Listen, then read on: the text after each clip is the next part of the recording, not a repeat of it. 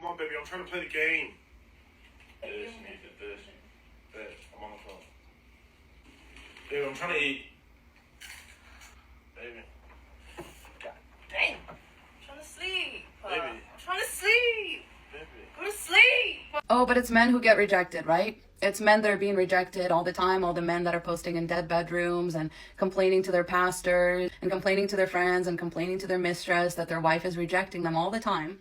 Being rejected by their wife, these are the men. They also reject women for partnership in general and then complain about not getting the benefits of a partnership like intimacy. Because a woman will literally be asking a man like, hey, can you contribute to the household? Hey, can you take me out on a date? Can you parent your own children? Hey, can you take on some of the men? Oh, shut up. Guys, listen. In order to avoid situations like this in the future, the solution is simple. Next time a woman brings up the subject of marriage, you tell her to turn that sumbitch sideways and stick it straight up. You can do it. I think a lot of women should start considering prenups and in there put that if the husband cheats, he's gonna owe her like this amount of money in the divorce on top of everything else that like she would normally get in a divorce. If a man won't sign that, what's the problem? Are you planning on cheating? A lot of women ask me like, how can you advise like finding a good man? And like, I'm already married, but I'm like, if I was in today's dating pool where so many men are dishonest or like they have like secret porn addictions, I would put that in a prenup too. And you can also do this if you're already married. It's called a postnup. And I was talking to my dad. I'm like, you know what? I would totally start telling women to have a prenup where if the man cheated on her, because it's so like the emotional trauma of being married to someone for 1 year, for 5 years, for 10 years, and they have all these secrets in life. I'm sorry. I think women should be compensated. And again, men have been doing prenups. You know what, counselor? I think prenups are a great idea. So how about we make a prenup with a clause that says if either spouse cheats, they owe the other spouse this amount of money on top of everything. And we add another clause that says if the wife withholds sex from her husband, like the lady in clip 1 does, the cheating clause doesn't apply to the husband. And we add another clause that says in the event of divorce, the wife waives all claims to alimony. And we add another clause that says the wife has no claim over any and all assets bought under the husband's name. And we add another clause that says in the event of a divorce, the husband gets full custody of the children. That is ridiculous. No, hang on, I won't do your... Oh, you don't want to sign? Were you planning on cheating? Or were you planning to divorce and take your husband to the cleaners? Yeah, pretty much.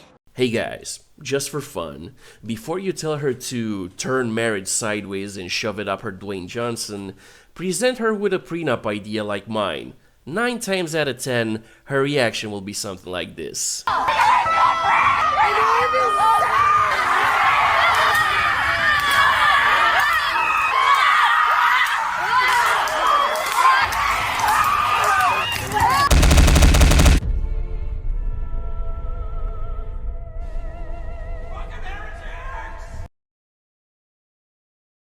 The population in Korea, I think it was either last year or the year before. I can't remember, forgive me, I don't remember the genesis of it, when it started. But for once, their population of people who died outweighed who was born. That hasn't happened in the history of Korea. Why? Because women are refusing to have kids until they're treated equally and fairly. Actually, it's because South Korea is too expensive and having kids is a major financial burden.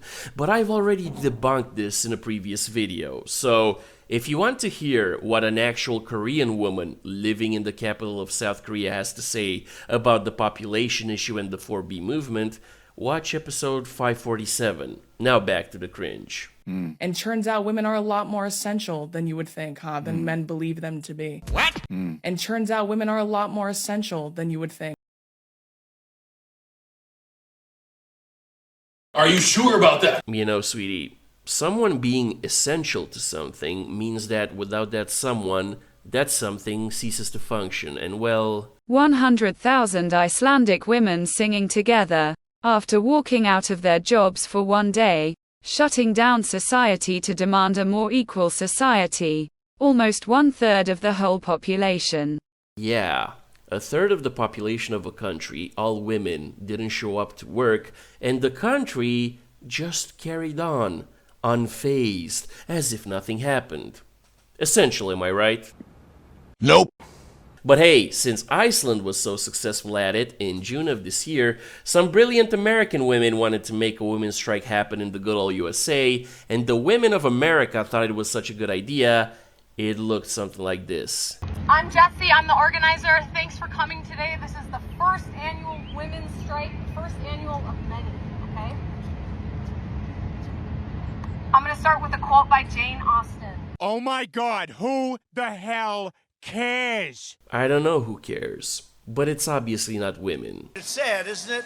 Because now the government is panicking because they're like, what are we going to do? Like, we're going to die out unless women decide to start having kids again. And they're refusing until they are awarded the exact same rights and respect that men are awarded in their society. And so when people have asked me how I feel, I say, period. If it means I'm clocking out, good luck having kids without me. Sweetie, I know you live in your weird little TikTok bubble, but if you'd poke your head out once in a while, you'd realize that the government doesn't solve problems in your favor. The government solves problems in the government's favor. And this birth rate problem is actually very easy to fix for any government anywhere. All they have to do is take inspiration from history. For instance, back in ancient Sparta, if a Spartan citizen of breeding age didn't have kids, they were severely taxed by the state and banned from certain public and religious events. But if you want an even more recent example, in my country, Romania, up until 1989,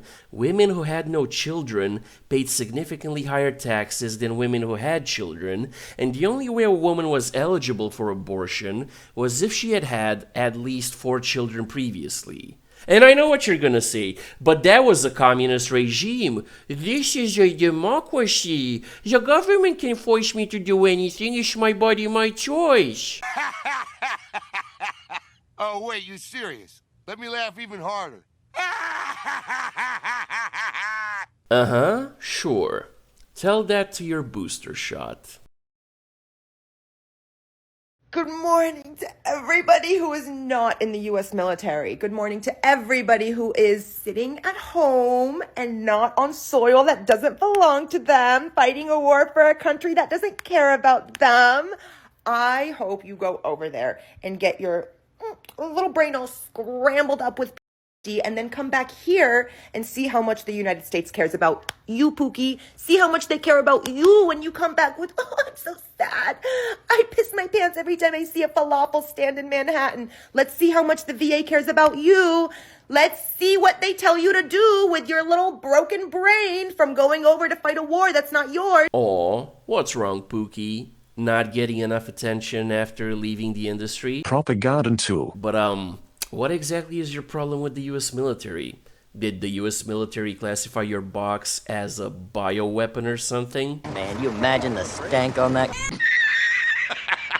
Did you offer your services to some US servicemen and they took one look at you and said, I'd rather drink turpentine and piss on a brush fire? Or are you salty because in America, most Americans actually respect the US military, but on the other hand, whenever someone in your native Lebanon says Mia Khalifa, most people go, Ugh.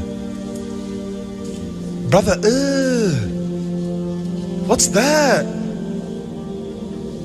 What's that, brother? Look, sweetie, the next time you want to talk crap about the people that keep you safe, be advised. Even though the US military's job is literally war, they took less face shots than you did, and the US military has a lower body count than you do.